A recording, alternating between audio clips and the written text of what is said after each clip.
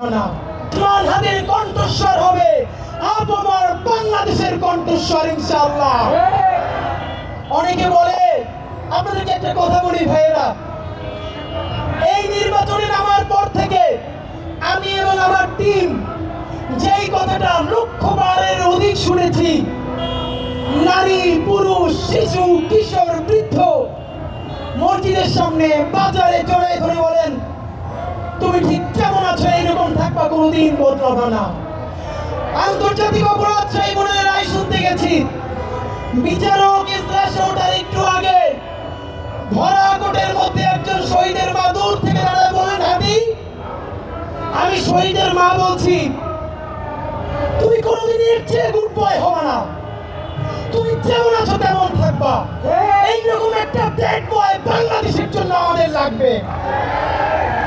যদি bad boy থাইকা স্বাধীনতা সার্বভৌমত্বের ভ্যানগার্ড হওয়া যায়, আপামর বাংলাদেশের জন্য বুক টিকিয়ে লড়াই করা যায়, তাহলে তথাকথিত প্রগতিশীল এবং সুশীল হওয়া তাদের ভাষায় গুড বয় হওয়ার কোনো জরুরত আমাদের নাই। এই হাদির ভাইয়েরা, হাদির বোনেরা, রিক্সাওয়ালা, ভ্যানওয়ালা, সবজিওয়ালা, মাছওয়ালার সন্তান। আমি এবং আমার ভাই বোনেরা সেই সমস্ত অনেস্ট, আমরা যারা দুর্নীতি করে না, অনেস্ট ব্যাংকার, আমরা তাদের সন্তান। আমরা ইনসাফের সন্তান, স্বাধীনতার সার্বভৌমত্বের সন্তান। আপনাদেরকে ওয়াদা করে বলছি, আল্লাহ যদি আমাদেরকে সংসদে পাঠায়, ঢাকা 8-এ আর কোন চাঁদা তন্ত্র চলতে দেওয়া হবে না। যেইখানে চাঁদা শুনবো, আপনারা দেখেন না আমরা কি পারি না পারি, গত 1.5 বছরে দেখেন নাই? এই ওসমান হাদি এবং তার ভাই বোনেরা আল্লাহ ছাড়া এই জমিনের নিচে আর কাউকে ভয় পায় না। অনেকে আমাদেরকে বলে, ভাই নির্বাচনের পরে কেমনে থাকবেন? আপনাদেরকে একটা কথা বলি, যাদেরকে আপনারা বড় মাস্তান মনে করেন, এই মাস্তানেরা যদি মাস্তানি হইতো, এই মাস্তানেরা মাস্তানি কইরা হাসিনারে পতন করতে পারতো। এরা মাস্তান না, এরা সিটকে চোর, এরা চাঁদাবাজ, এরা ছোট টাকা, এরা মাফিয়া, এরা ব্যাংক লুটেরা। বড় অর্থে সার্বভৌমত্ব টিকিয়ে রাখার মাস্তানি করার কোনো সাহস এবং শক্তি তাদের নাই। অনেকে আমাদেরকে বলে, অমুক নেতা 15 বছর লড়াই করছে, আর হাদিরা তখন কই ছিল? লড়াই যদি করলেন, আপনাদের এত ব্যাংকের ব্যবসা টিকে থাকলো কেমনে? যারা লড়াই করছে, সাতক্ষীরায় আমার ভাই বোনদের বাড়ি লড়াই করার কারণে বুলডোজার দিয়ে ঘুরাই দেওয়া হয়েছে। এই ঢাকায় যারা স্বাধীনতার পক্ষে দাঁড়াইছে, হেফাজতের রাত্রে মানুষের পক্ষে দাঁড়াইছে, তাদের ব্যবসা বাণিজ্য লুট করা হয়েছে। তাহলে এত বড় বিপ্লবী এখন হইলেন, এতগুলো ব্যাংক, এত বীমা, ঢাকায় এত হোটেল, এত ব্যবসা বাণিজ্য কেমনে চালাইলেন ভাইরা? এই সব কথা বলে আমাদের পিছনে লাগে লাভ নাই। নতুন আমাদের চরিত্র হননের জন্য টোকাই, ভালো কাপড় চোপড় পরলে চেহারা ভালো হইলেই এলিট হয়, পশ হয়, এই চিন্তা বহু আগের দিন গেছে। শুনেন, মানুষ এলিট হয় তার চিন্তায়, মানুষ এলিট হয় তার মনস্তত্ত্বে।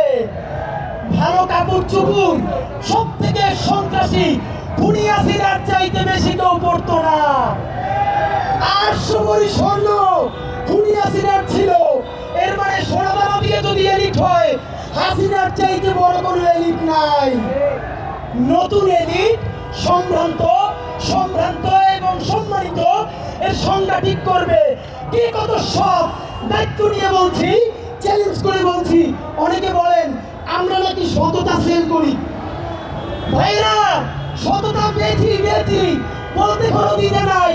যদি সাহস থাকে আপনারাও সততা বিক্রি করে দেখান।